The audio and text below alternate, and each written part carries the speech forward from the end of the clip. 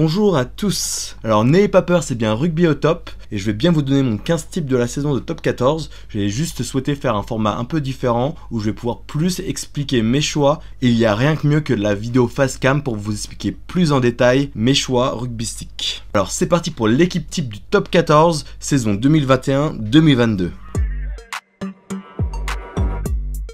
On ne présente plus Cyril tellement on a l'habitude de louer ses performances. En top 14, même s'il a raté quelques matchs à cause des doublons avec l'équipe de France, quand il a été aligné avec les Rouges et Noirs, il a rarement déçu. Impressionnante régularité lors des 18 fois où il aura porté le maillot du Stade Toulousain. On notera également un essai à son actif et quelques autres bonnes statistiques.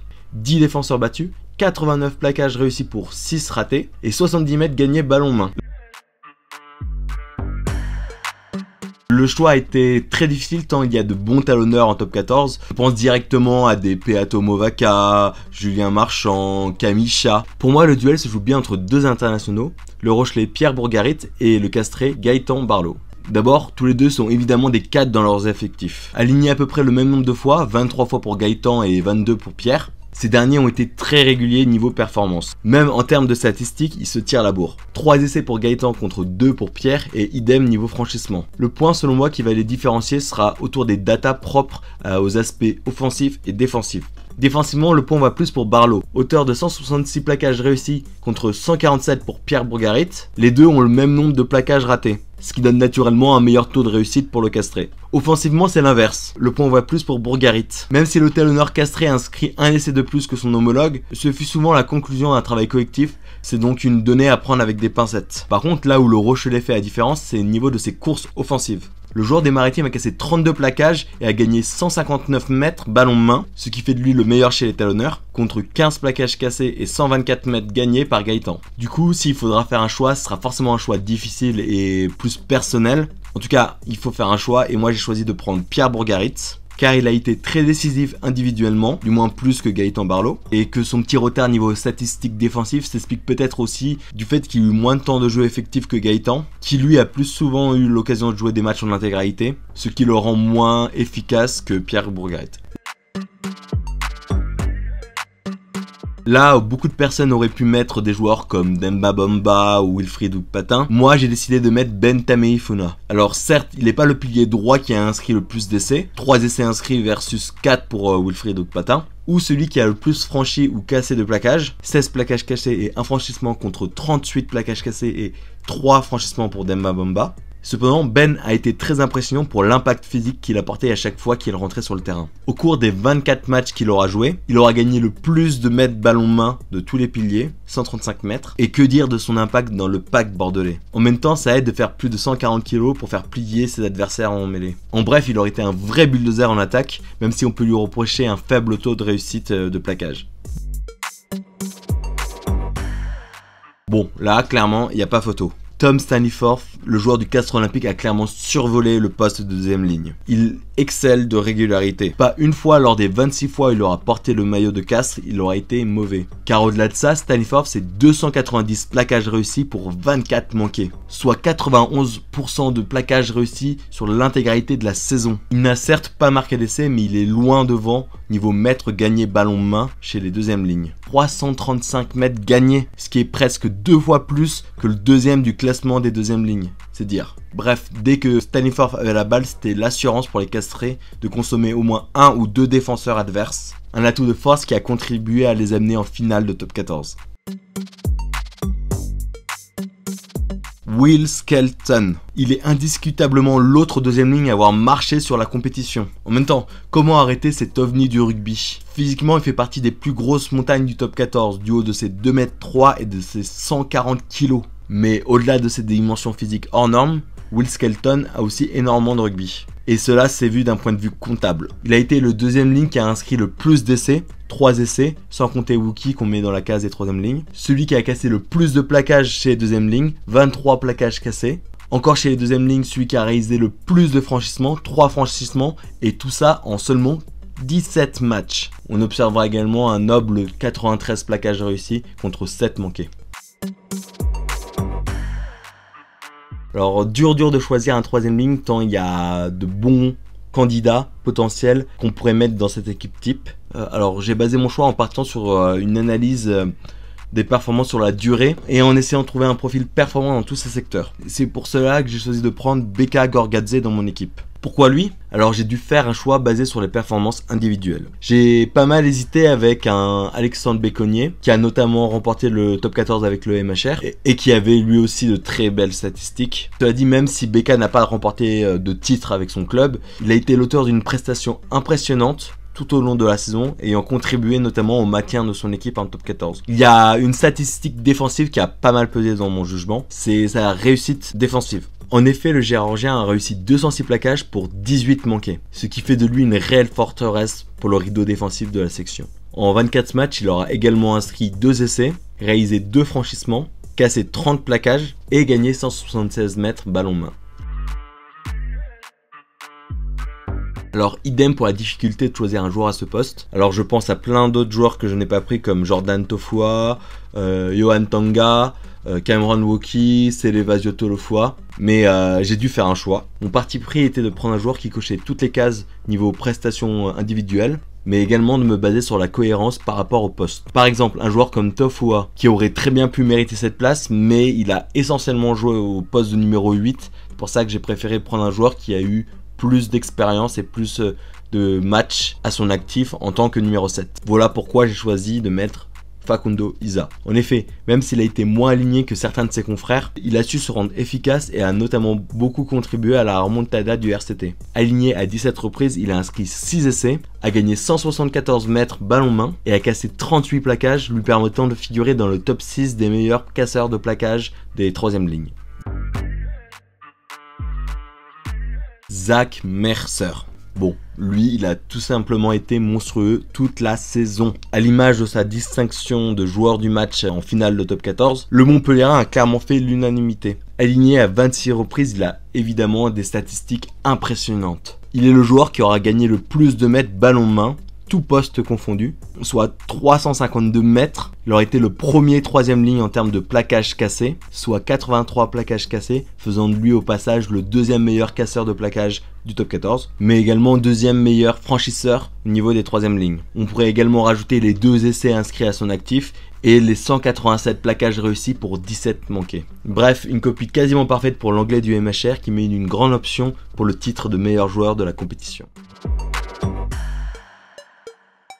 Bon, je sais, on arrive à un poste où la France ne voudrait qu'il n'y ait pas de débat. Bah, moi j'aimerais bien débattre de ce poste, même si l'ombre du meilleur joueur du monde ternit un peu les débats. En même temps, comment faire une composition sans Antoine Dupont ? En tout cas, je voulais mettre en lumière quelques demi de mêlée qui ont été méritants aussi, avant d'évidemment rendre à Dupont ce qui appartient à Dupont. Car si le capitaine de l'équipe de France a encore brillé dans ce qu'il sait mieux faire, il y a quelques domaines dans lesquels il a été dépassé par d'autres demi de mêlée. Prenons par exemple les essais. Car oui, le meilleur marqueur n'est pas un Toulousain, mais bien un Lyonnais, Baptiste Couillou. Et il est difficile d'être le meilleur marqueur de la saison et d'avoir aucune mention.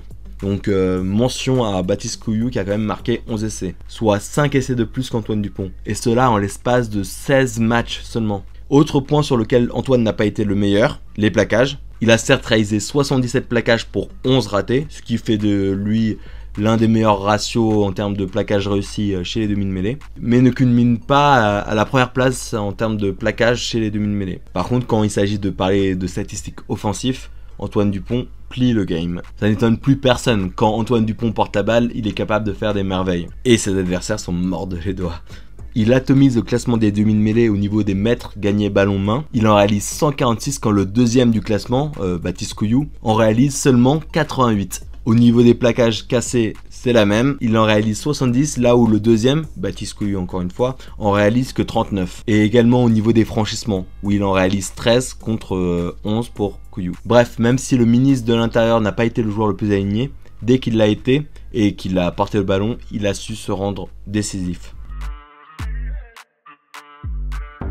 Là aussi, le choix a été très complexe. Encore une fois, beaucoup de personnes auraient voulu un duel Romain Ntamak, Mathieu Gélibert. Encore une fois, moi j'ai essayé de me baser sur du rationnel, de choisir le joueur qui aura été le plus décisif cette saison de top 14 et qui aura eu le plus d'impact sur son équipe. Pour moi, il y a bien un duel, mais ce duel c'est entre deux jeunes pépites du top 14, le Lyonnais Léo Berdeux et le Palois Antoine Astoy. Déjà, ils font parmi les demi d'ouverture les plus alignés lors de la saison. 26 fois pour Léo Berdeux contre 23 pour Antoine Astoy.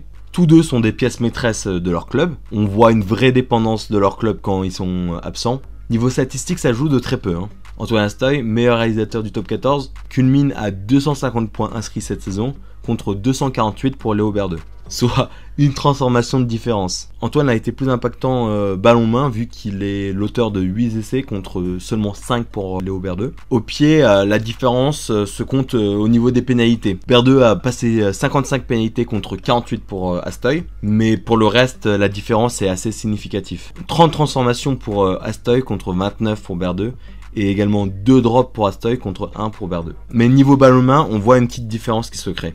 Même si Léo Berdeux bat Antoine Astoy d'un point de vue des mètres gagnés, 137 mètres gagnés versus 92, le Palois capitalise plus sur les plaquages cassés et les franchissements. 44 plaquages cassés et 10 franchissements pour Astoy contre 34 plaquages cassés et 6 franchissements pour Berdeux. Verdict, les deux joueurs se valent d'un point de vue comptable. Donc le choix va devoir se faire sur d'autres critères. Et pour cela, je vais choisir le joueur qui aura le plus d'impact sur la réussite de son équipe d'un point de vue global. C'est pour cela que j'ai choisi de prendre Antoine Astoy plutôt que Léo Berdeux. Car oui, l'ancien joueur de la section paloise a vraiment pesé sur la performance de son équipe. D'autant plus que ce dernier a aussi dépanné en tant qu'arrière, ce qui a permis d'aider la section quand ils étaient à bout de souffle d'un point de vue effectif.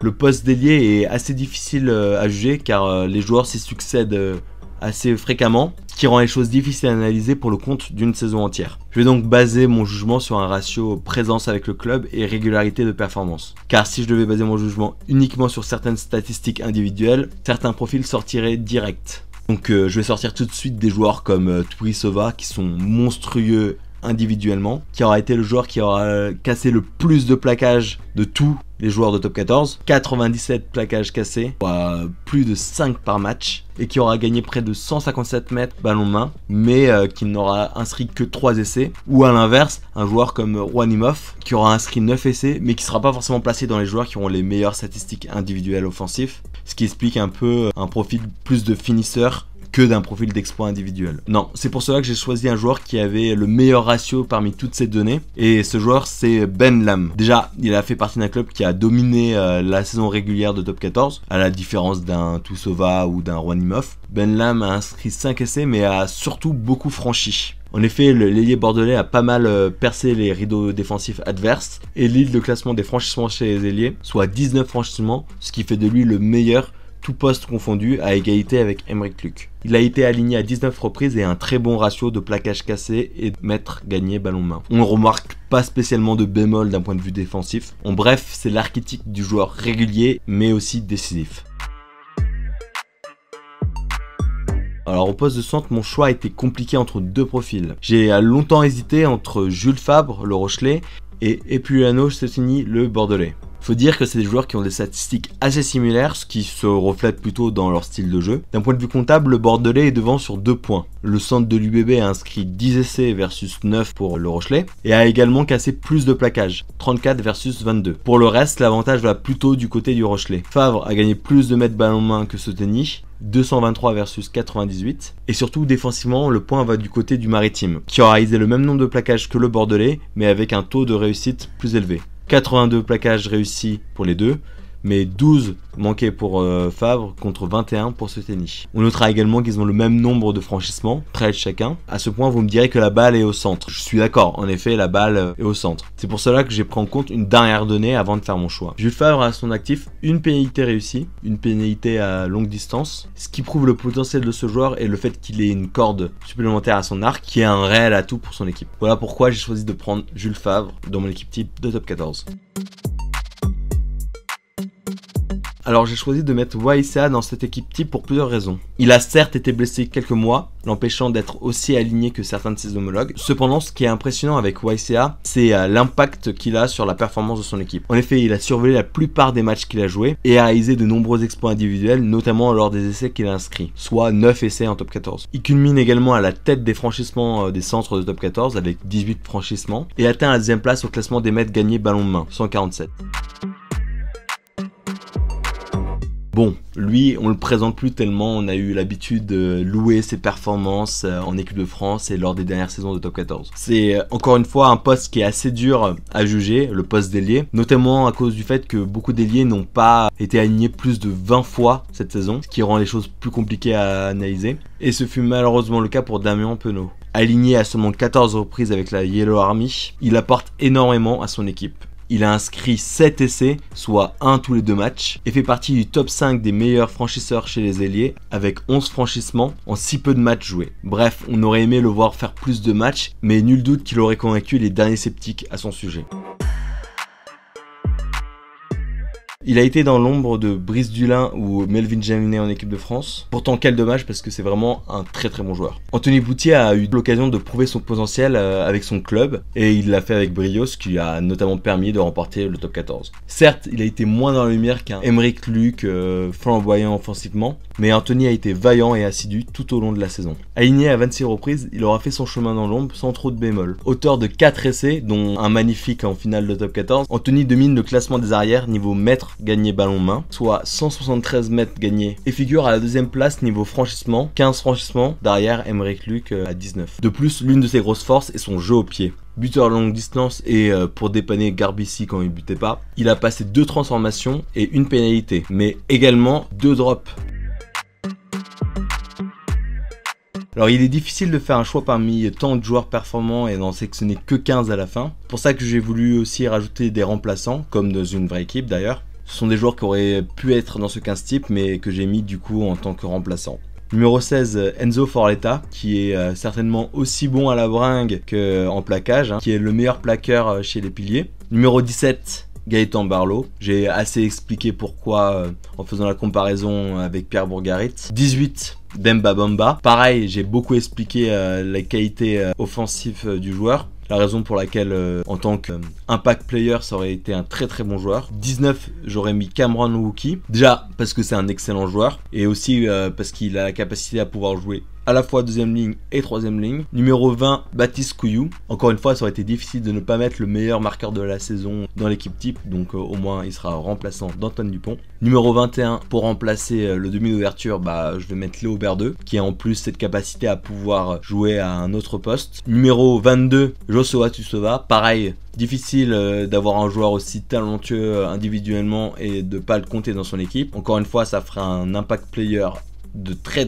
grande qualité. Et numéro 23, Opulano Suteni. Merci beaucoup d'avoir regardé cette vidéo, j'espère que ce nouveau format vous a plu. N'hésitez pas à me dire en commentaire votre avis sur ma composition, me donner aussi si vous voulez votre composition à vous. On se retrouve très vite dans une nouvelle vidéo, donc n'hésitez pas à vous abonner. A plus.